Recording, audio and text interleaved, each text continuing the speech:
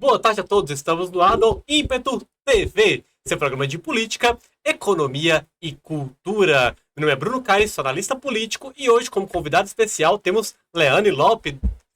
Leane, por favor, se apresenta um pouquinho. Tudo bem, gente? Bom dia, boa tarde para vocês que estão nos assistindo hoje. Meu nome é Leane Lopes, eu sou design gráfico e também estou graduando em Direito na Faculdade Anhanguera. Você tá se especializando em direito bancário, não é, Leane? Isso. Fala um pouquinho pra gente da especialização. Tem vários nichos no direito bancário, mas eu trabalho especificamente com um, que é o RMC. Também trabalhamos com revisão de empréstimos consignados.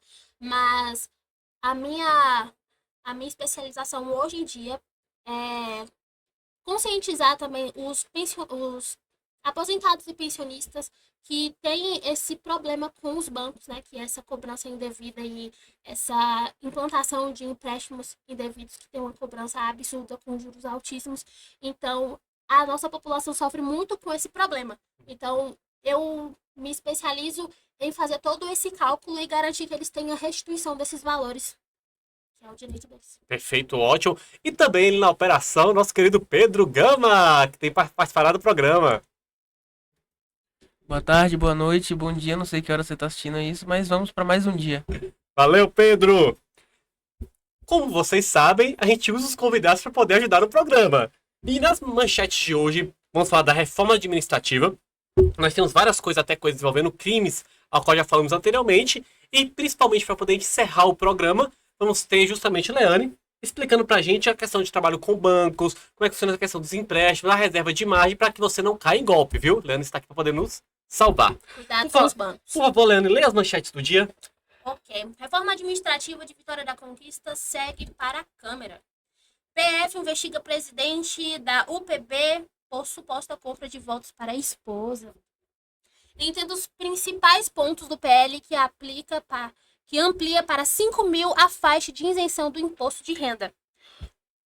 E o que é a reserva de margem consignável, a famosinha RMC, que a gente vai explicar para vocês mais no finalzinho. Então, não saia do vídeo. Então, hoje eu vou falar de tudo. Eu vou falar de banco, vou falar de empréstimo, imposto de renda, crime, tudo que você imaginar. Vamos lá. Leane Lopes. Como nós sabemos, o poder público, muitas vezes, ele é deficitário. Ele tem determinadas contas em atraso, tem que pegar empréstimo para poder subsidiar, e assim vai gerando uma bola de neves. Para quem não sabe, o Estado brasileiro ele é deficitário. E a maior parte dos estados também, como Bahia, Maranhão, muitas vezes eles produzem menos do que precisam para se manter. Então acaba pegando empréstimos ali da União. Então, nosso estado da Bahia ele deve muito. O país Brasil deve muito. E logicamente vão se ter juros em cima de comida, de bebida, do que você consome no seu dia a dia para que você possa pagar. Principalmente a questão da gasolina, que o povo tanto reclama. O que acontece? No município de Vitória da Conquista, também se tem a previsão de que se haja endividamento. Em resposta a isso, a prefeitura iniciou uma reforma administrativa, que é o que a Leane vai ler agora para a gente, por favor, Leane, manchete 1. E como o nosso programa é informação, nós não apenas vamos ler a matéria, como também vamos ler a própria reforma que temos aqui, para que você, cidadão, saiba as mudanças que vai vir em seu município e que você que está me ouvindo de outra cidade também cobre essas mudanças em seu município, porque é seu dinheiro. Ok. Vamos para a matéria da reforma administrativa. Câmara avalia a proposta de lei que altera a gestão de cargos e funções da Prefeitura. A Câmara Municipal de Vitória da Conquista deu início à tramitação do projeto de lei complementar, que promete alterar significativamente a gestão de cargos com comissão de funções de confiança no âmbito do Poder Executivo local. A proposta, assinada pela Prefeitura Sheila Lemos, visa modernizar a estrutura administrativa da cidade, garantindo maior transparência, eficiência e alinhamento com os princípios constitucionais da administração pública, como legalidade, impessoalidade e moralidade. Perfeito. Leane, enquanto eu vou debater com a síntese, você pode, por favor, abrir o PDF no artigo 1º? Vamos lá, pessoal. O Brasil tem um problema muito grave. Entre 2003 e 2010, houve o boom dos concursos do Brasil. E houveram várias pessoas concursadas. Infelizmente, a maior parte dessas pessoas concursadas, elas não têm um alto grau de eficiência. Porque para demiti-las é muito burocrático. Então você, cidadão que tá me ouvindo, você vai num posto, você é mal atendido, você vai numa escola, seu filho fica 14 anos numa escola e sai de lá sem saber fazer conta de divisão. Então nós temos um problema sério com o mau funcionalismo público. E esse problema, uma das causas dele, são as formas de concurso em nosso país. Porque a pessoa acaba ficando um cargo quase que vitalício. O que não deveria acontecer jamais. E sim, o emprego deveria ser uma produção e eficiência. E agora nós tivemos essa reforma que vai priorizar muito mais os cargos contratuais e comissionados do que os concursos públicos para cargos efetivos e vitalícios. Leane, você pode ler o artigo 1º, por favor? Certo. Das disposições preliminares, artigo 1º. Esta lei complementar estabelece as diretrizes e normas gerais para a criação e revisão das estruturas hierárquicas de cargos em comissão e de funções de confiança, no âmbito da administração pública direta, autarquia e fundacional do Poder Executivo Municipal. Beleza. Em resumo, o que eu acabei de explicar, essa lei ela vai priorizar, colocar uma ampla margem de contratações a partir de agora, não mais por meio do concurso efetivo, de cargo efetivo, e sim você transferir alguns cargos efetivos para cargos comissionados. Artigo 7º, por favor. Separei 4 artigos para a gente poder ler, que é importante. Artigo 7º. É vedada a designação para função de confiança ou a nomeação para cargo em comissão de proprietário, sócio majoritário ou pessoa que participe de direção, gerência ou administração de empresas privadas e entidades que mantenham contratos com órgãos ou entidades da administração pública municipal. Isso é importantíssimo. Vamos lá. Nós temos um problema no Brasil inteiro que eu tenho uma empresa, eu sou sócio de uma empresa, vamos pegar, eu tenho empresa ambiental. E eu sou indicado para um cargo administrativo ambiental. Obviamente, eu vou favorecer minha empresa. Não tem como, isso vai acontecer, certo? Então, a partir de agora, se você pertence ou você é sócio de um quadro privado, você não pode ingressar na carreira pública. Está havendo uma divisão. Então, agora vai ter um plano de carreira público e um plano de carreira privado. Ambos não podem mais se intercalar. E achei muito importante isso no artigo 7º. Artigo 8º, por favor. A função de confiança deverá ser ocupada por servidor titular de cargo efetivo que possui experiência profissional, habilitação e capacitação próprias para o exercício da função, além de, segue? Pode. Não ter sido penalizado em processo administrativo disciplinar, não está em gozo das licenças remuneradas previstas no artigo 88 da Lei Complementar Municipal número 1786/2011, inclusive a licença prêmio. Não ter sido condenado pela Lei Federal número 11.340/2006, a Lei Maria da Penha, nos termos da Lei Municipal 2.542 de 2021. Resumindo, vamos lá. Agora, seu histórico vai importar. Se você já teve um PA, processo administrativo, se você cometeu violência contra a mulher, se você responde na instância criminal, ou se você está de licença prêmio, você não pode acumular outro cargo. Então, olha, você está proibido de fazer parte desse sistema comissionado. E para encerrar, lendo o artigo 11º, por favor, artigo 11. Eu separei o que eu achei mais interessante nessa proposta administrativa, pessoal. Artigo 11. É vedada a acumulação remunerada de cargos públicos. Parágrafo único. Pode seguir? Pode seguir. A proibição de acumular estende-se a cargos de provimento efetivo, de provimento em comissão, empregos e funções de confiança em autarquias, fundações públicas, empresas públicas e sociedades de economia mista da União, dos estados, dos municípios, ressalvadas as exceções dispostas na Constituição Federal e observando-se a compatibilidade de horários de legislação específica. Então, olha o que aconteceu que era bonito. Vamos lá. Você não podia acumular cargos no mesmo ente federativo. Então, eu tinha um cargo no estado, um na União e um no município. E tem muito médico que faz isso, sabia? Sim. A pessoa ela tem cargos em vários hospitais, mas só atua em um ou outro quando quer. Então, a partir de agora, se você está vinculado a alguma entidade federativa, você não pode também ser indicado por cargo. Ou você é do município ou você não é. Quem trabalha no município só pode estar posto no plano de carreira do município, você não vai dar até iniciativa privada. Então isso é a grande alteração. E agora vamos iniciar o debate. Leane, nossa geração pegou o boom dos concursos. Até hoje, qual é a melhor forma de você fazer dinheiro? Estuda para concurso, que você está com a vida feita. E tem muita gente que tem essa ideia de vida. Hoje, praticamente um quarto da população brasileira é do funcionalismo público. Está sendo sustentada pela área privada. Como é que é a divisão hoje do Brasil? Um quarto são idosos e crianças, eles não produzem, não contribuem. Um quarto depende de bolsa ou estão desempregados. Um quarto no funcionalismo público e 25% é quem trabalha e produz no Brasil. Então hoje 25% sustenta 75%. Sim. Por isso nosso país está quebrando. É um ponto. Há um desequilíbrio muito grande, né?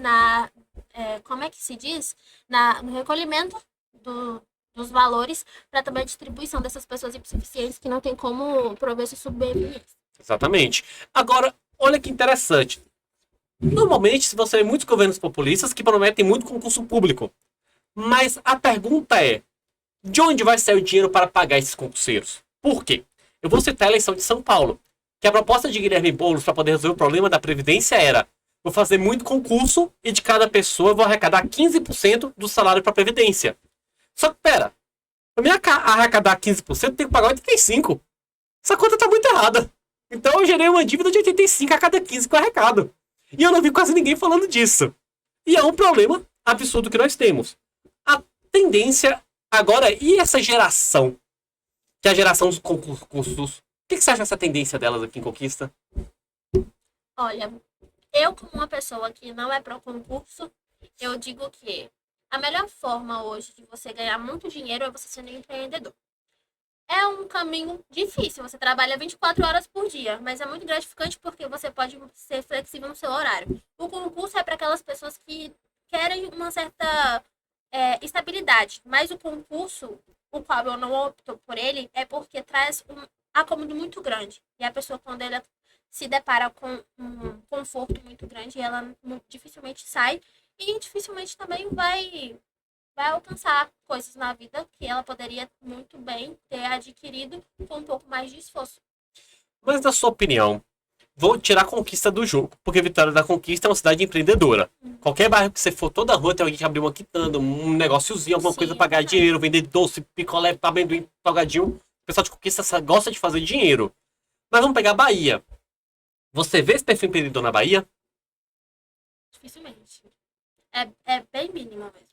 E aí, o que a gente pode falar para essas pessoas? Porque, vamos lá, poucas pessoas vão participar de concurso agora. Então tem muita gente estudando para pouquíssima vaga. E essas pessoas também não querem empreender, visto que Bahia é um estado que as pessoas recebem mais Bolsa Família do que tem pessoas com carteira assinada. Isso é um dado perigosíssimo, que significa que tem mais gente recebendo bolsa do que contribuindo para pagar as bolsas. Manda, Pedrão. Complementando a discussão de vocês aqui, ouvindo o que foi lido, a lei, surge uma dúvida que as pessoas em casa que estão assistindo também podem ter. Vocês falaram sobre concurso, né, que mudou a regra da reforma administrativa para concurso. Mas em relação aos contratados, segue o mesmo? Porque hoje a gente existe um fenômeno que ele é muito comum, que é as prefeituras pagam menos, o estado paga menos e o governo federal paga mais. Então vamos pegar, por exemplo, o médico.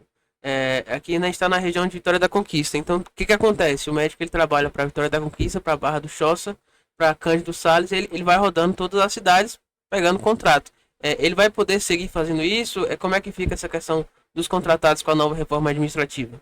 Vamos lá.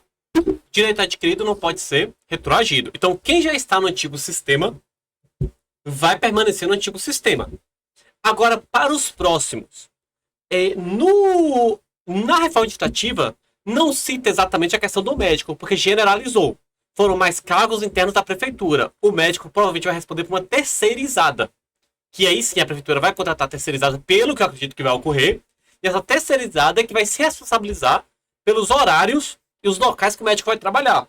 E eu acredito que não vai haver contratação direta da prefeitura com o profissional médico. Se for haver, vai ter que ter uma mudança na reforma administrativa para profissionais liberais. Trazendo outro ponto também que me veio à cabeça quando vocês discutiam. Hoje a prefeitura ela já encontra a dificuldade de contratação justamente, mesmo fazendo concurso, justamente porque o setor público municipal ele paga menos. Todo mundo sabe que historicamente ele paga menos que o governo do estado e o governo federal. Vou citar um exemplo daqui de Vitória da Conquista. Existe um grande debate na grande mídia da cidade sobre a questão dos cuidadores das escolas.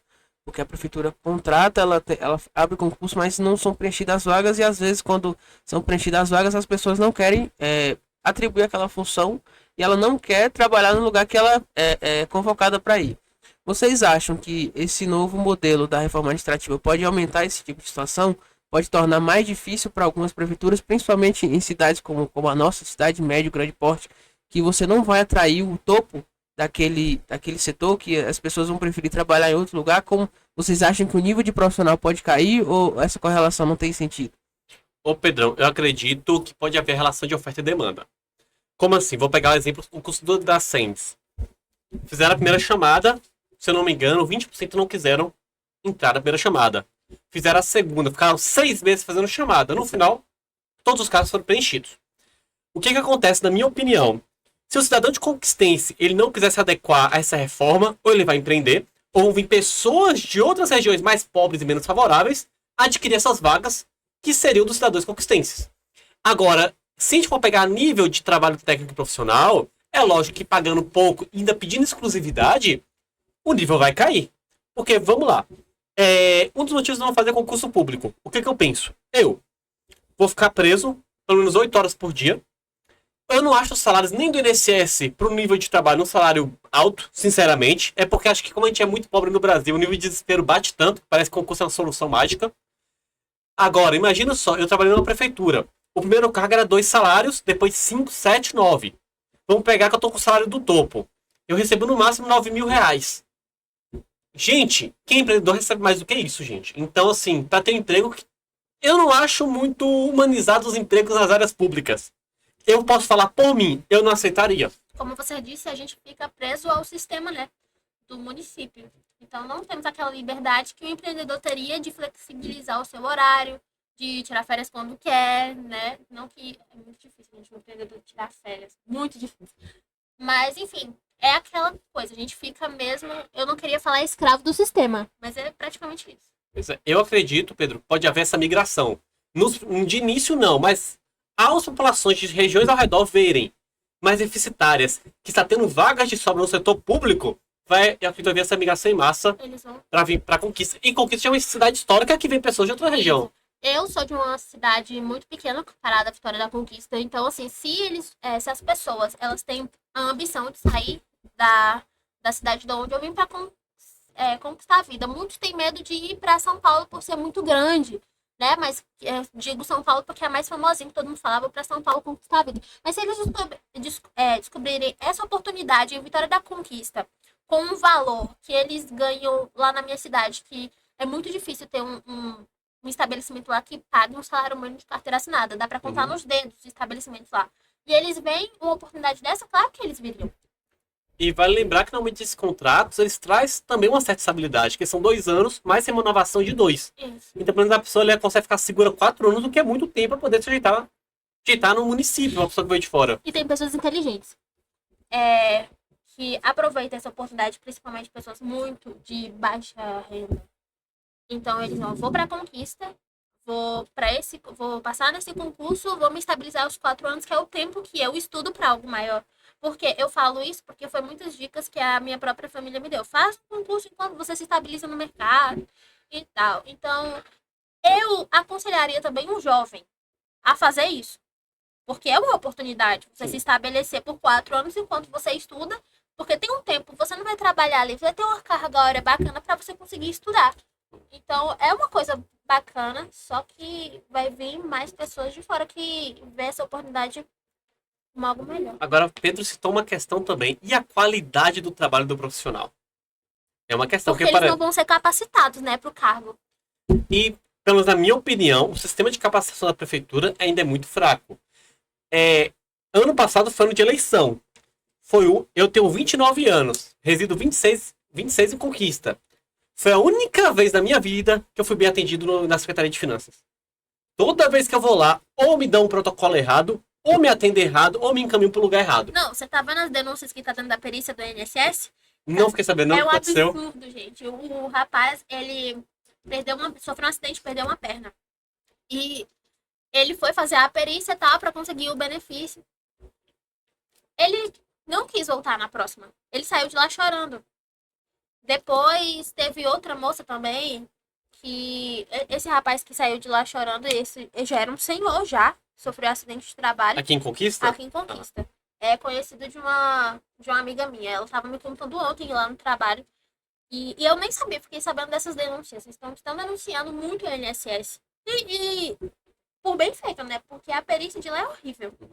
Eles tratam assim, você tem que chegar lá morrendo pra eles cogitarem conceder o benefício. Dar um laudo que seja seu benefício favorável. Porque, querendo ou não, a INSS, por ser uma autarquia, ela tem que se manter. E ela já é deficitária, a tese dele realmente é negar. É. Então, é isso. Agora, Pedrão, vamos agora para a segunda manchete, Leandro, também, por favor. Porque esse editorial aí foi o que eu tava esperando. Deixa eu abrir aqui o meu celular hoje. Só tá Jesus na calma.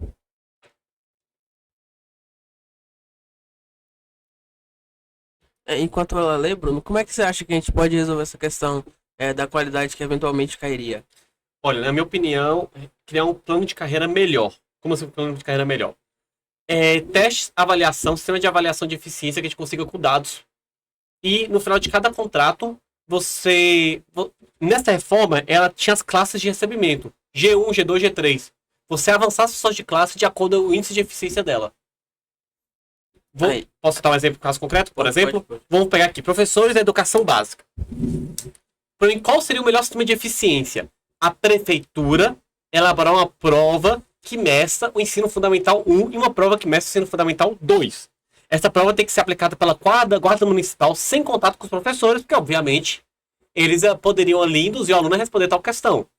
O que ocorre? Igual o Enem. Beleza, a gente aplica essa prova. Com essa prova, nós vamos ter dados de educação, dados de ensino. Por quê? Vamos lá. Se eu tenho 100 escolas em Vitória da Conquista, 80 passam na média geral da prova e só 20 perdem. O problema é a Secretaria de Educação, o problema são 20 escolas específicos. Dessas 20 escolas, nós vemos que de 10 delas passaram, mas elas perderam no resultado geral, porque a mesma matéria, que tem o mesmo professor, foi mal e os alunos perderam. Então, poxa, eu encontrei um profissional que não está trabalhando direito. Então, para mim, tem que ter uma flexibilização melhor em promoção, uma flexibilização melhor em demissão. Agora vai vir essa flexibilização com a reforma, porém, eu realmente acredito que também na promoção tem que existir mecanismos promocionais para garantir eficiência e melhor salário para os profissionais que estão trabalhando bem. Agora, sim, apesar de ser um ótimo plano e concordar contigo, eu trago o ponto que estamos no Brasil. Então, mesmo com a reforma administrativa, se você demite um professor e é concursado, esse professor ele vai ser demitido, ele vai entrar com um processo na vara civil, aí esse processo vai para a vara federal, ele vai recorrer, ele vai chegar no STF, esse processo vai ficar parado por 10, 15 anos, esse cara vai ficar contratado ali, encostado enquanto espera a decisão judicial. Porque como a gente vive hoje com a questão da reforma trabalhista. A reforma trabalhista ela foi revisada em diversos artigos pelo STF. Então, muita coisa que foi se aprovada, mesmo no plenário e foi sancionado pelo presidente Temer, voltou. Então, assim, muitas pessoas que foram demitidas nessas questões, elas voltaram porque o STF decidiu que era inconstitucional. E, além disso, a gente entra em outro ponto, falando especificamente daqui de Conquista. A Prefeitura de Conquista arrecada cerca de 1 bilhão por ano.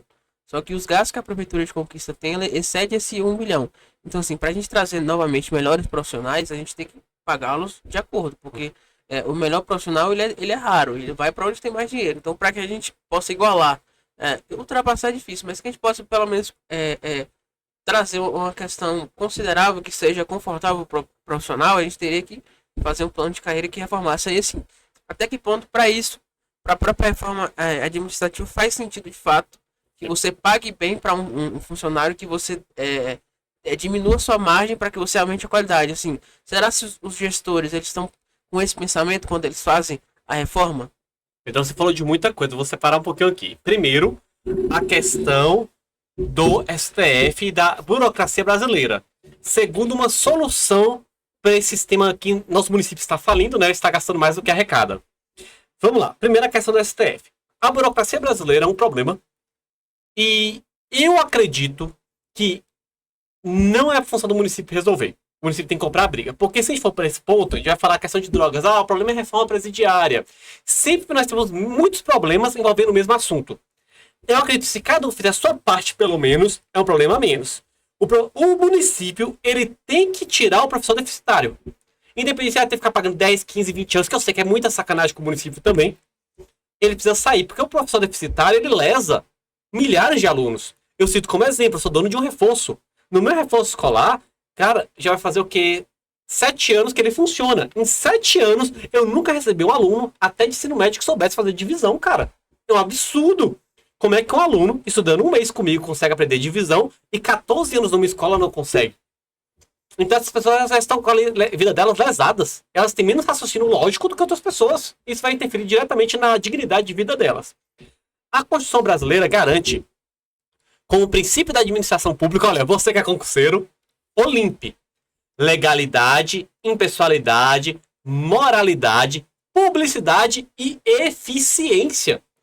O município está cumprindo o que a própria regimento de administração pública obriga ele a cumprir. A gente não está criando nada novo. O problema é que o Brasil, em vários municípios e estados, não criou critérios de análise de eficiência, sendo que a administração pública obriga a criar, só que não foi criado. Então, primeira coisa, eu não posso punir o município se ele está fazendo o que a lei manda. Então, vamos separar primeiro essa caixinha. Mesmo se o município ficasse deficitário, eu seria a favor que o município demitisse maus profissionais e contratasse bons profissionais. Aí vem uma questão, mas Bruno, a longo prazo, isso pode gerar uma calamidade no município, que é a questão da falta de verba que Pedro citou. Pedrão, vou te devolver uma pergunta. Você não acha que o município gasta muito dinheiro com coisa inútil, como por exemplo aluguel?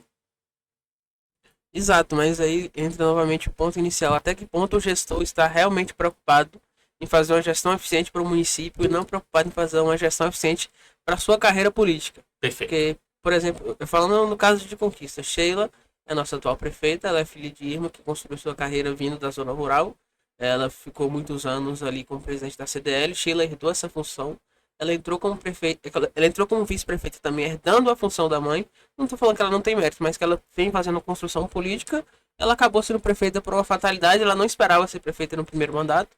Ela entra como prefeita agora, e todas as pessoas que a conhecem sabem que ela não esconde de ninguém o desejo em ser deputada federal. Então, assim, até que ponto a prefeita Sheila Lemos, ela trabalha todos os dias pensando em fazer uma mudança efetiva, ainda que seja danosa para a carreira dela, mas que seja proveitosa para o município daqui 5, 10, 15, 20 anos, porque assim, o incentivo para ela é justamente fazer o contrário. Ó, vou resolver o problema aqui, ainda que seja ruim, vou passar para que eu consiga fazer o meu sucessor e para que eu consiga mudar de cargo. Então, assim, uma discussão muito mais profunda que a gente teria que ter em outro espaço, fazer em outro programa. A minha opinião pessoal é que essas pessoas que assumem esses cargos grandes, elas não entram com o primeiro objetivo, mesmo que seja a proposta que elas divulgam para o público de modernizar e atualizar o sistema. Mas sim, elas entram, o principal objetivo é para uma melhora delas mesmas, da questão financeira delas mesmas. Então, é uma questão de prioridade. Elas não vão priorizar as pessoas, essa gestão, como eu posso dizer? Você acabou de falar. Administração pública, eficiência. Isso. Eles não vão monitorar a eficiência dos servidores públicos. Primeiro, porque não é a prioridade deles. Perde e volta, né? Entendeu? Então, a prioridade deles é sempre o bolso deles primeiro. E depois, eles vão cuidar. Mas depois é tarde demais. Então... Mas o interessante desse debate é porque Pedrão, ele trouxe duas coisas que são praticamente impossíveis. Uma delas é a burocracia brasileira se resolver de forma que não prejudique o município. E o segundo é fazer novas contratações de forma com o município que já está lesionado economicamente.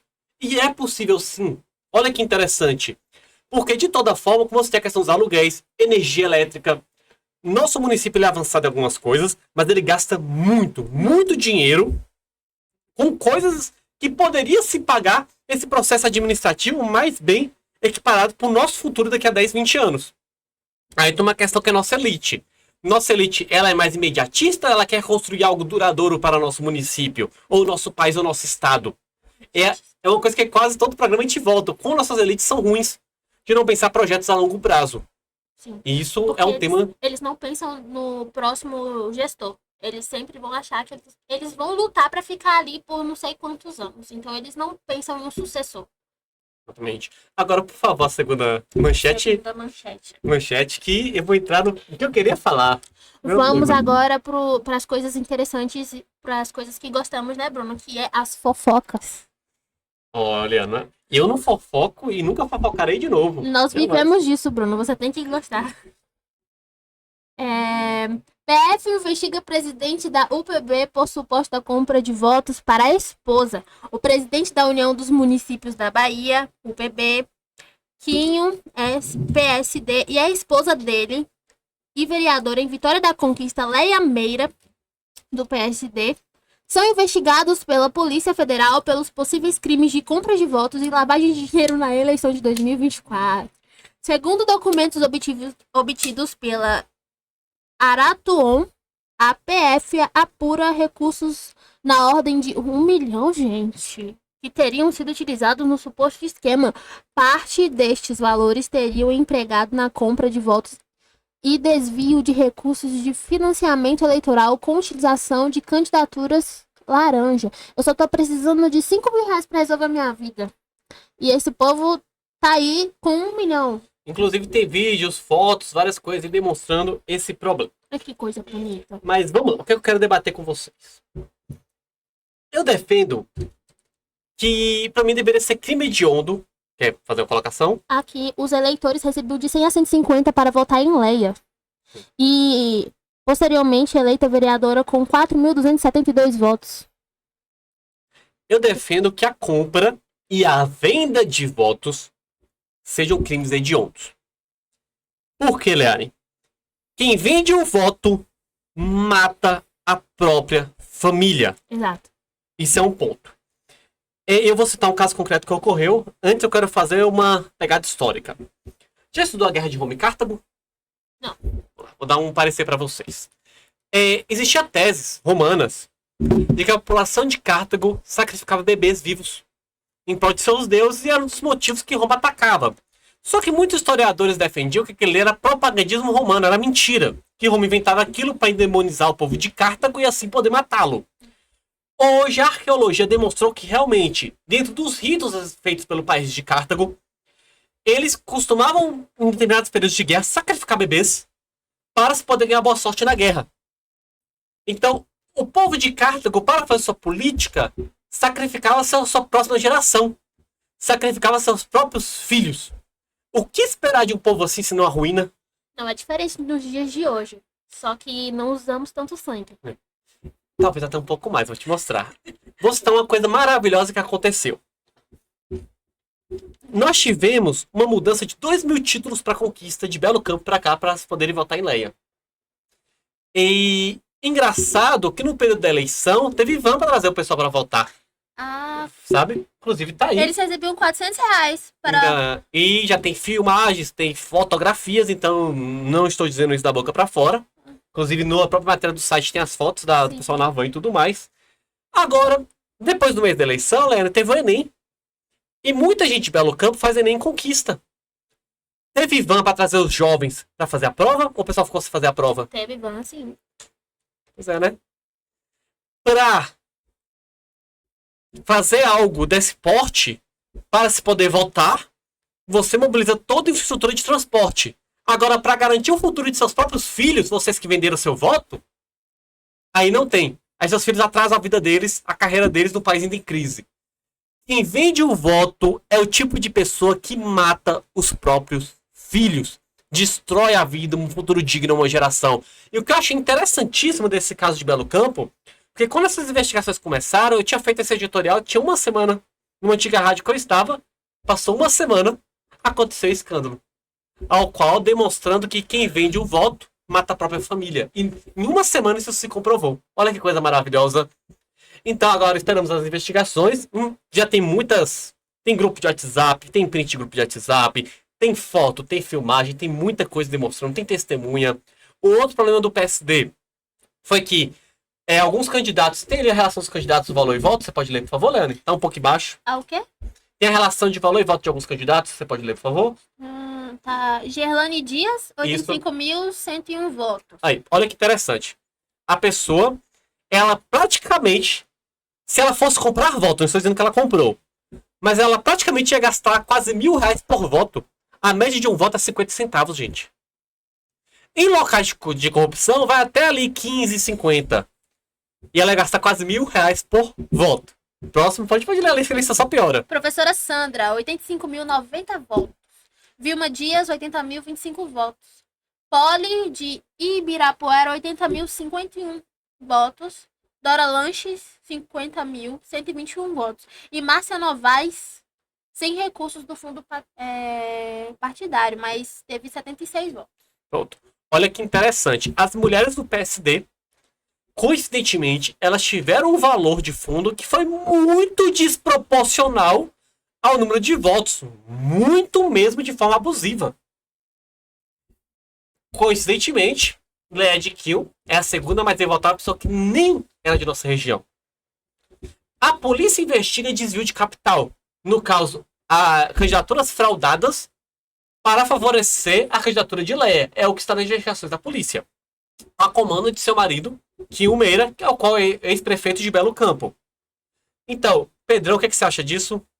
Colocação? Me chama muita atenção no caso das vans, que tem muito a ver com o tema anterior que a gente estava falando, né? Sobre o gestor ele não ter incentivo para melhorar a vida da população em si. Então, assim, falta um recurso para você fazer as vans para que os estudantes de Belo Campo possam vir à Vitória da Conquista, fazer a prova da UESB, passar e voltar esse investimento depois para Belo Campo, porque assim, Leane aqui está de prova, ela mora aqui em Vitória da Conquista, mas ela volta para casa dos pais. Ela ajuda os pais da forma dela. E quando ela volta para a cidade, ela traz o que ela aprendeu aqui. Não seja só em questão de educação, mas também em questão de vivência. Então, assim, você leva de volta esse conhecimento. Em uma cidade que não tem dinheiro para poder trazer seus alunos, seus filhos, para que eles venham aqui estudar, mas que sobre dinheiro para que eles venham aqui votar em prol, né, da campanha de uma pessoa que aí até que ponto esse dinheiro que eles investiram para que Leia pudesse ser eleita de acordo, né, com a matéria, esse dinheiro voltou para Belo Campo. Até que ponto isso faz sentido para as pessoas que venderam seu voto de acordo com a matéria? Pois é. E é um problema circunstancial no Brasil. E o que me deixa mais chateado é o amadorismo. Porque, poxa, tipo, às vezes a gente pensa, não, é uma grande organização criminosa e tudo mais. Gente, é gente amadora. É amador contra amador. Agora que levanta outro ponto para vocês discutirem. Até que ponto o amadorismo é a certeza da impunidade? Porque nós estamos falando de Quinho, que é uma figura proeminente na política baiana. É o líder da UPB, que é a União de Políticos do Brasil. Então, ele representa todo esse grupo. Ele é representante do PSD na Bahia, o PSD, que é o segundo maior partido do Brasil em termos de representação. Então, sim, é um partido que tem muito dinheiro envolvido, que tem muita tradição aqui em Conquista. Tanto o Otto quanto o Coronel mandam a política do Estado. Entre outras pessoas, né, como Antônio Magalhães. Então, até que ponto ele está fazendo isso? Ele supostamente fez isso sabendo que não iria dar nada, em termos mais populares. Olha, eu vou responder a sua pergunta, mas antes eu quero debater uma tese que é a vaidade política. Por quê? Eu convivo no meio e pra mim uma coisa que cega essa galera é a vaidade. Eles não são tão bons quanto eles acham que são. Imagina só, Leandro, você confia em sua vida a alguém que não consegue governar uma cadeira? A pessoa senta na cadeira e não consegue mais sair da cadeira? É tomada pelo cargo? Eu não confio. Sabe? Uma analogia dessa situação. Quando a gente parte da impunidade, a gente vai citar o seguinte. O editorial de ontem falamos de Janones. Ele confessou ter roubado dinheiro público e não será preso. Fez um acordo. Posteriormente, a questão da impunidade. E nosso governo federal, junto com o CNJ, o STF e, infelizmente, profissionais do direito, abolicionistas penais, começam a criar leis e passar o programa Pena Justa para poder soltar bandido da cadeia. E converter penas, que seriam privativas de liberdade, em multa. Eu te faço uma pergunta. Pobre pode pagar multa? Pobre tem grana para poder pagar multa? Fiança é um absurdo. Às vezes pega empréstimo em banco para pagar uma fiança. Então, esses grupos deles se juntam para garantir que essa galera que tem alta renda, que é político, que é empresário e tudo mais, não vá mais preso no Brasil. O cara que é abolicionista penal, ele defende o interesse dessa elite. Não é nosso interesse. Nós temos que saber separar as coisas. Então, Pedrão, primeiro eu acho que o amadorismo ele deriva de uma questão de vaidade. Eles se acham muito melhores do que eles realmente são. Não estou dizendo que eles são burros. Muito pelo contrário, se estão onde estão, é porque planejaram e conseguiram atingir o poder. Mas olha que interessante. Manda. Eles não são, na minha percepção, eles não são, eles podem ser inteligentes, mas eles não são inteligentes o suficiente para fazer isso de forma correta. Eles querem sempre o mais fácil, o caminho mais fácil. Todo mundo quer respostas mais fáceis, né? Principalmente as pessoas que vendem seus votos, eu vejo as pessoas que vendem seus votos como preguiçosos de pensar em um futuro melhor para a próxima geração e para eles mesmos. Porque uma pessoa com 25 anos que vende seu voto, ela ainda tem muitos anos pela frente. Então ela tá com preguiça de pegar um folheto do candidato, assistir as propostas e analisar tudo direitinho. Isso para mim é preguiça. Olha que interessante.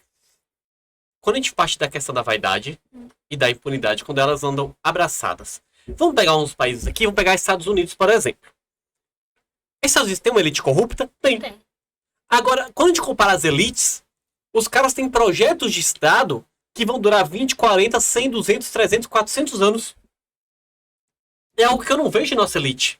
Então, por exemplo, quando a gente compara até o nível de corrupção e o nível de elite de um país para outro, é muito diferente, é muito absurdo. Quem dera tivesse um nível de corrupção igual a elite americana. Que o cara ele tá ali planejando fazer algo que ele vai transformar a cidade numa potência, que ele vai poder roubar a família dele vai poder roubar durante 300, 400, 500 anos. Mas o país vai estar rico pra ele roubar. Aqui não, mas ele cria condições de finanças, saca? Então vai ter grana. Aqui não, aqui existe um espalhamento, um sucateio de nós brasileiros. E para se manter imediatamente no poder, tem nenhum projeto a longo prazo, fazem qualquer coisa. E a gente sofre essas consequências aqui. Porque, por exemplo, vamos analisar. Se eu quisesse eleger Leia em conquista, qual era o principal caminho? Não vamos entrar em questão de corrupção, nada do tipo. Começar a fazer elas nos eventos, apresentar ela antes. Gente, nas redes sociais dele, nem tinha foto com ela até o ano da eleição. Por que será? Entendeu? Então, assim, dá pra entender, foi uma coisa muito imediatista. Sabe? Então, haveria uma escala, eu gosto de citar muito a questão de Maria Alexandre e Sônia Galvão. Deputada eleita pelo PSB, que foram as mais votadas na época.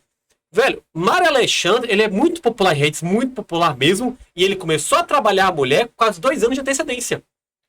Então, todo evento ela era vacionada, ela começou a falar muito bem em público, então assim, foi todo um trabalho de inserção dela no meio para um projeto a longo prazo. Agora, quando a gente analisa os projetos aqui, micro nossos, são muito fracos.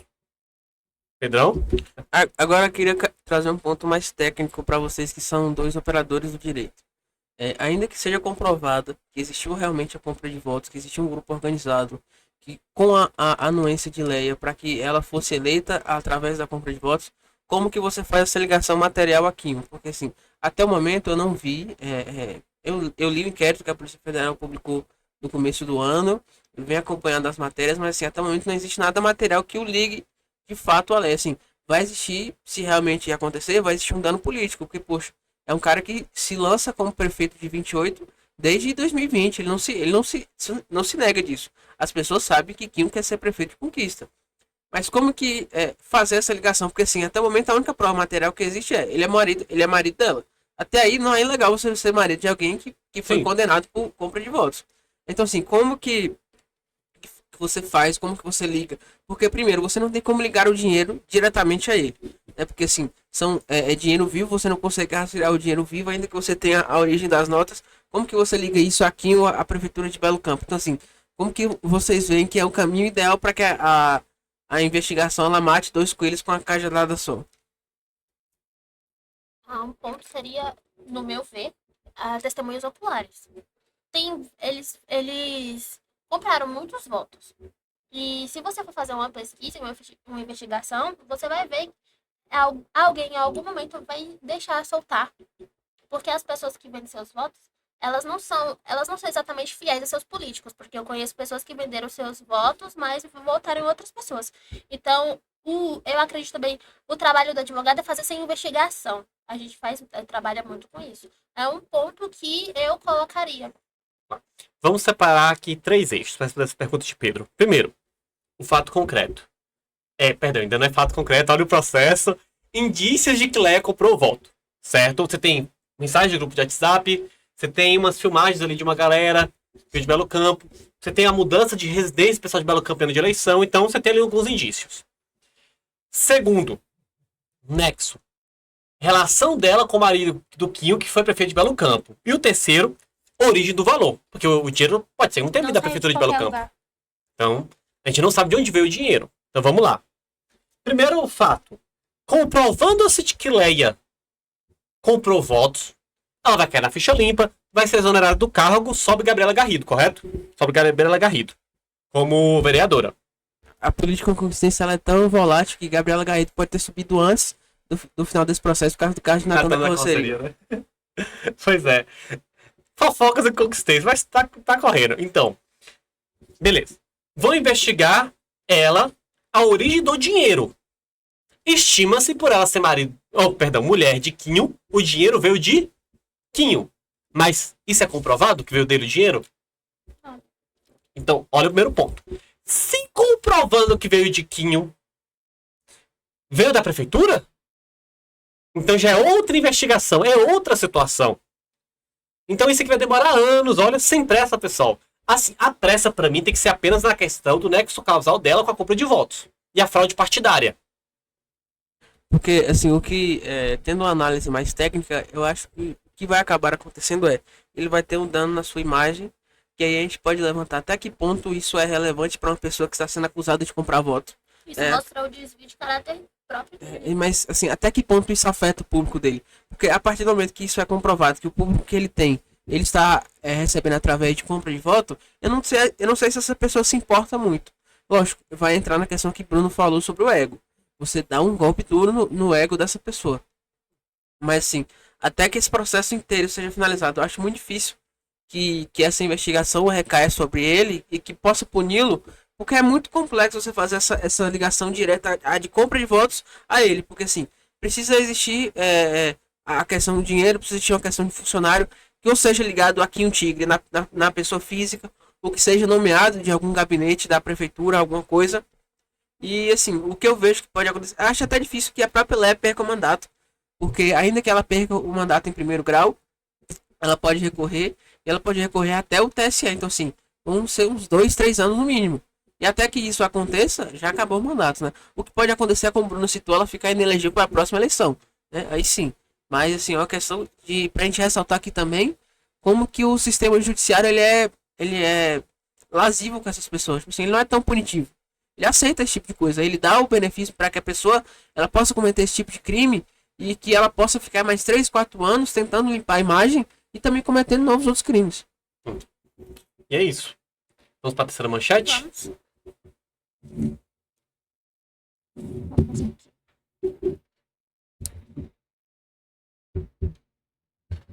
Entenda os principais pontos do PL que amplia para 5 mil a faixa de isenção do imposto de renda.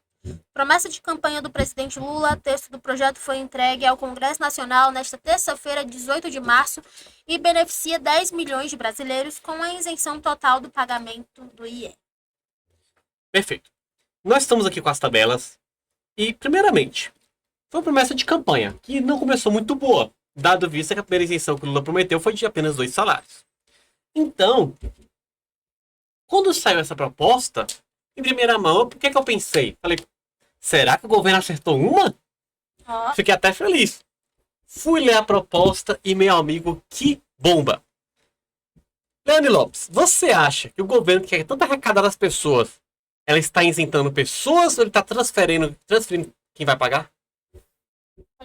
Você acha que ele está isentando pessoas ou transferindo quem vai pagar? Transferindo. Exatamente é o que está escrito na própria tabela. O que acontece, meu amigo?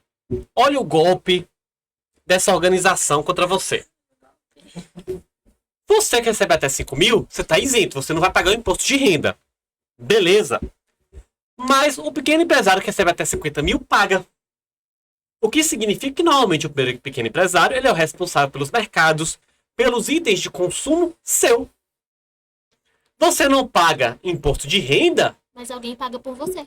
mas ele vai pagar por você, vai aumentar o preço da mercadoria e você vai pagar mais ICMS.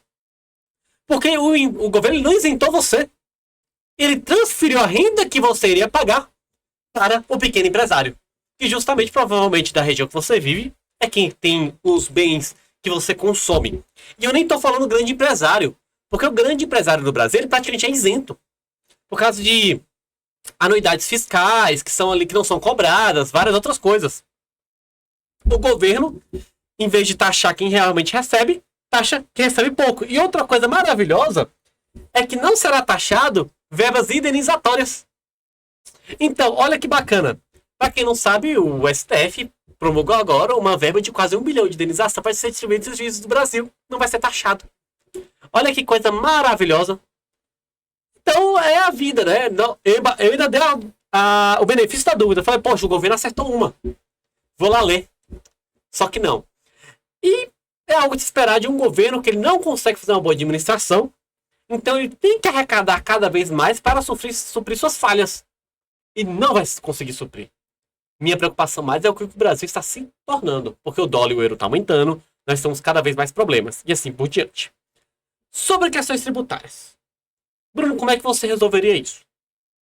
A longo prazo, na minha opinião, todo cidadão deveria pagar imposto de renda desde que os governos abrissem mãos de impostos diretos como ICMS e ISS.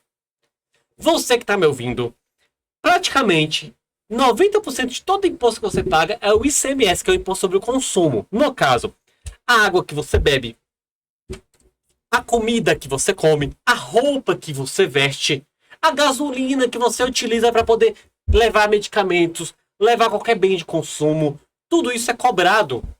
Quando a gente pega países que você tem uma viabilidade financeira melhor, que as pessoas são menos pobres, você vê que nesses países essas questões não são cobradas. Porque, vamos lá, se eu coloco imposto em sua comida, você vai comer menos coisas que são benéficas. Logo, você vai adoecer mais, vai gerar mais gasto para o Estado. Esses países, eles tendem a cobrar muito produtos mais danosos, por exemplo, açúcar, cigarro, coisas do tipo, e o imposto de renda. Beleza? Você recebe um salário. Vou pegar aqui Dinamarca, que é o melhor IDH do mundo. Não, acho que a Finlândia passou, né? Mas vou pegar Dinamarca. Você recebe um salário. 30% do governo, do que você trabalhou. Mas não tem outros tipos de impostos. Então tudo isso é livre. Você compra um carro em 2, 3 meses. Lembrando que aqui o imposto do carro é mais de 100%, meu amigo. Você compra 2 carros, um para o governo, outro para você. E você não pode ter carro no Brasil. Você tem o direito de uso do carro, que é outra tese. Beleza? Então você tem essas colocações tributárias. Então a pessoa que é pobre no Brasil, a tendência dela é ficar cada vez mais pobre, porque cada geração que passa, os impostos vão ter que aumentar sobre o consumo. Aí vem essa medida foi igualzinho àquela de taxar Shopee. Sim. Ah, não estamos taxando o consumidor, estamos taxando a loja. E a loja vai passar para quem? Pro consumidor. Não, a gente não está taxando o pobre, a gente está taxando o pequeno empresário que vende as coisas pro pobre. Ele está obrigando ao empresário e o fornecedor a aumentar os produtos, mas o fornecedor, como ele é inteligente, ele não vai ficar totalmente penalizado. Ele vai passar uma responsabilidade indireta, pode ser assim, para o consumidor, e aí vai... E vamos falar do grande empresário. O que é que ele faz? Ele faz extraviamento de capital. Ele vai ter bons advogados, vão conseguir colocar as finanças deles em paraísos fiscais e não vão ser tributados. Então essa lei só afeta a pessoa de classe baixa e classe média, mas ninguém. Então, gente, é muito triste nós temos um governo tão desqualificado que tenta tanto enganar a população. Isso é terrível. Você que está me ouvindo, vou te fazer um apelo. Não seja trouxa. Entenda, este governo, ele não quer seu bem. Uma prova disso é essa isenção. Se ele quisesse realmente isentar a renda, ele pegaria classes e faria essa isenção e redistribuiria, talvez, para a classe mais alta ou sobre essa isenção direta. Mas não. Ele está tirando o valor que você pagaria e está colocando para a pessoa de classe média alta pagar. E normalmente, como o Brasil é um país consumidor, é a pessoa que detém o bem que você vai consumir. Então vai ficar mais caro. Comer pão vai ficar mais caro. Tudo que você come O vai ficar mais café. caro. Seu remédio. Cara, eu acho um absurdo no Brasil taxar comida e remédio. É um dos poucos países do mundo que se taxa comida e remédio. O governo, ele tenta diretamente te matar fazendo isso. Porque você vai adoecer com mais frequência, vai ter menos condições de ter bom acesso à saúde. E cada dia que passa as coisas pioram. Desculpa a desesperança, Leane, mas infelizmente as coisas pra mim estão indo de mal a pior aqui no governo. Não, mas isso E eu não torço pro fracasso, não. Eu realmente quero que o governo faça uma boa gestão. Agora, você que cidadão, principalmente você que apoia esse governo, você tem que cobrar, cara.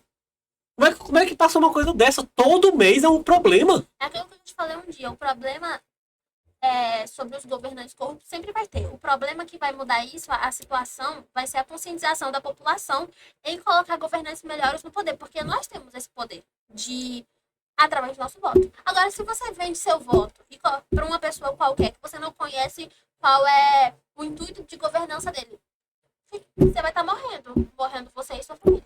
O 150 que você aceita de compra de voto é o que você gasta de imposto básico por causa da compra de voto que você fez em uma semana. E que você continua cada vez mais tomando prejuízo. Pedrão, quer fazer uma intervenção? Vamos seguir? Não, aqui já pontuaram muito bem o tema. Pode seguir? Então, vamos lá que agora vem bomba. Leandro. Oi. Leandro, e você que trabalha com banco, né? Vou falar logo assim. Um problema muito grave que a gente teve em Conquista, e na verdade no resto do Brasil, foi a questão de consórcio, as pessoas pegando múltiplos empréstimos em bancos, em seguradoras, e tirou uma bomba. Hoje nós temos dados atualizados que metade da nossa população economicamente ativa já está endividada. Isso significa que metade da população não vai ter já um bom futuro. Me explica direito o que é um consórcio, o que é uma consignação, o que é a reserva de margem de consignação, para a pessoa que está ouvindo, ela não cair em golpe, ela não ser usada de má fé, ou então ela por si própria não entender direito, querer pegar um empréstimo, achar que vai pagar, ter algum tipo de problema lá na frente. E principalmente você que é jovem, para você não se endividar, cara. Dinheiro é tudo, para você poder construir nosso futuro. Sem dinheiro a gente não tem futuro. Por favor, Leandro. Não é errado, primeiramente, você fazer um empréstimo. Mas você tem que ter a consciência do local onde você faz o empréstimo. Infelizmente, tem muitos bancos que ele usa de má fé e coloca ali um empréstimo indevido ou uma margem consignada, um RMC na sua conta. O RMC é uma reserva de margem consignada. É algo legal, né? Está na nossa legislação. Porém, o banco usa de forma indevida. É muito simples de explicar, só que para nós que trabalhamos é muito complicado, uns detalhezinhos muito complexos, porque a gente tem que analisar todo o contrato. E às vezes tem clientes que têm contrato de anos com o banco, descontando ali indevidamente mensalmente aquele valor, e deixa o cliente em uma situação muito complicada. Então, a reserva de margem consignado é aquela margenzinha de 5% que você tem como aposentado, pensionista, militares também tem, servidores públicos, para você fazer o cartão de crédito. Então, você tem um cartão de crédito e você tem essa margem para pagar o seu cartão de crédito de 5%. E você tem uma margem de 35% para fazer empréstimos. Então, você só pode comprometer o seu salário, servidor público, aposentado e pensionista. Você só tem essa margem de 40% para usar no seu salário. Leandro, uma dúvida. Vamos pegar uma pessoa que ela recebe só um salário mínimo com aposentadoria. Uhum. Se ela tira 40%, ela já cai na margem do hipossuficiente. Exato. Então, ela ainda assim pode fazer esse empréstimo, porque eu entendo que legalmente o banco não pode deixar alguém hipossuficiente. Como é que funciona? Ela faz um empréstimo. Uma pessoa faz um empréstimo só. Aí o banco, ele não tá nem aí. Se você recebe um salário mínimo, se você recebe 5 mil por mês, ele não tá nem aí pro seu salário. Ele só quer usufruir daquilo que ele acha. Eu nem sei explicar, porque às vezes é uma forma tão absurda, o banco age de uma forma tão cruel, porque as pessoas, os aposentados, principalmente beneficiários do BPC-Loas, que geralmente são pessoas com deficiência. E pela lei é proibido pegar empréstimo no LOAS, não é? Sim. Eu vi um caso concreto recentemente que uma adolescente com síndrome de Down, ela está sendo prejudicada. Ela está com 3 empréstimos consignados indevidos no benefício dela. Então, assim, cadê as despesas? Entendeu? É um dano moral para essa adolescente, para sua família também. Porque Eles já entram com esse benefício porque a criança já não vai ter a capacidade total de suprir as suas necessidades no futuro. Ela sempre vai ter a dependência. Então, ela precisa desse suporte do governo. E aí o banco vem e tira isso dela indevidamente, sem consultar, sem passar nenhuma informação. Isso é uma lesão ao consumidor. Tem várias formas, tem várias teses, né? Que o banco usa para tirar a vantagem do consumidor. Uma das mais cruéis que eu acho é que ele não informa para o consumidor o que está acontecendo. Ele simplesmente, você tem lá a conta do banco, ele simplesmente age da forma como se ele fosse dono do seu benefício. Então, isso é muito cruel. Tanto que a pessoa chega para a gente e fala, eu não fiz empréstimo. Ela não lembra que fez empréstimo.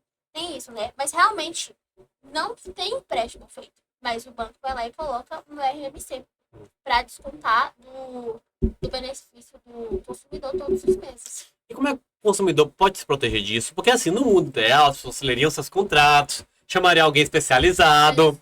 Isso não acontece, né? O pessoal só quer o dinheiro ali de forma imediatista e acabou o resto.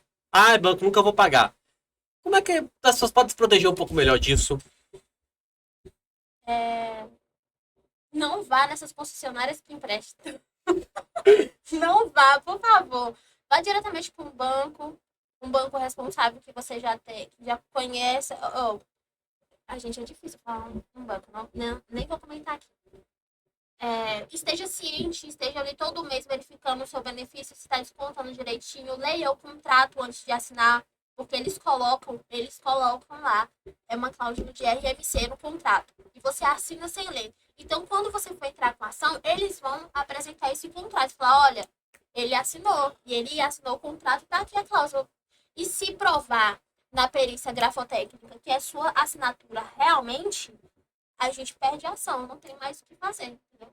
Porque você realmente deixou claro que você estava ciente do contrato, mesmo que você não tenha. Eu vou falar que ela não tá querendo falar que banco tem que acabar. Mas vamos puxar essa tese. Vocês são a favor de que o banco acabe ou que tenha mais liberdade para ter mais bancos no Brasil? Sou completamente a favor que todos os bancos acabem e que o dinheiro deles seja expropriado para a população. A gente não entraria em uma guerra em pouco tempo, não? Será? Eu espero. Não, Porque assim, tirando a parte da ironia, agora falando sério, é um absurdo que isso seja possível, que isso seja dentro da lei.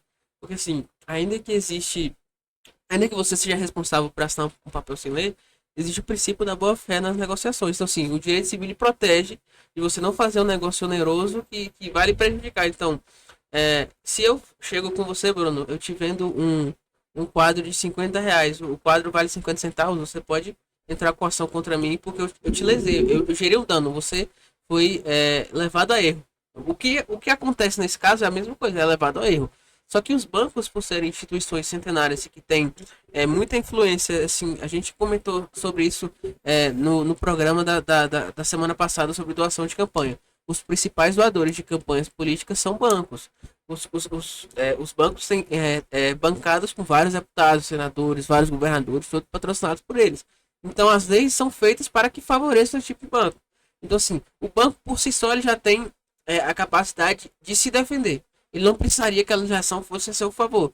Então, assim, você está pegando uma pessoa que é aposentada, que ela recebe R$ 1.500 e que ela vai perder todo mês R$ 500 porque ela foi levada a erro. E isso tudo é permitido pela lei. Então, assim, isso é uma coisa que não faz nenhum sentido e que só é permitida porque é o banco. Se fosse qualquer tipo de instituição, não seria permitido. Não, e a parte mais engraçada é que parte desses empréstimos não são permitidos por lei. Não e ainda assim os bancos fazem, ficam anos de processo e não são lesados praticamente. Tem clientes que estão tendo valores descontados indevidamente seus benefícios há anos, porque eles não têm conhecimento, eles acham que é aquele empréstimo que eles fizeram no início, mas eles estão pagando ainda por conta porque o banco fala, as taxas de juros, mas quando você vai ver as taxas de juros, são absurdas. Uma taxa que em 2017 estava de 1,5, aí eles colocam lá para 5,7 e aí vai descontando todos esses valores. Já viu taxa de juros pior do que a do Nubank? Só pra contar aqui o caso pra descontrair. Eu fiquei devendo, se eu não me engano, foi porque vocês pagaram um boleto. Aí eu fiquei devendo, foi 300 ou R$ 500. Isso é uma coisa simples, não foi valor alto. Passei o boleto e dava pra pagar. Vieram me cobrar quase 60 mil. Taxa de juros. Eu fiquei sabendo de uma que tava com a dívida de 1 milhão no Nubank. Assim. Só não posso revelar o nome, mas, gente, 1 Mas- milhão, cara. Mas eu gosto do Nubank. Eu prefiro o Nubank do que os bancos tradicionais, viu? A transação I love do Nubank. é melhor. Mas, Mas. gente, Não. não. Vamos com calma, Nubank, meu roxinho. Vamos com calma.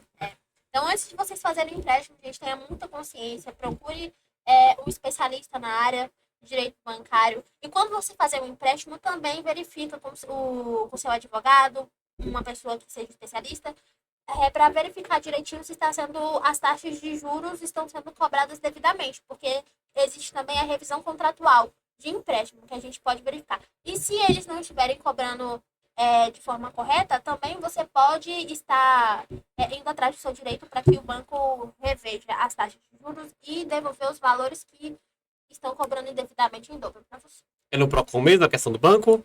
Não, você Onde é que a pessoa vai, se ela precisa rever os direitos dela? pode ser também. Pode ser? Porque o Procon atende rápido, não é? Sim. E costuma ser mais fácil, então você já pode ir lá pedir orientação. Pessoal, passou um pouquinho do nosso horário, vamos ficar por aqui. Quero agradecer a participação da doutora Leane Lopes Foi um prazer, gente, estar com vocês. e nosso operador Pedro Gama. Tamo junto, pessoal. Obrigado por mais um dia e volte sempre pro programa. Até amanhã, pessoal. Estaremos online, te esperando.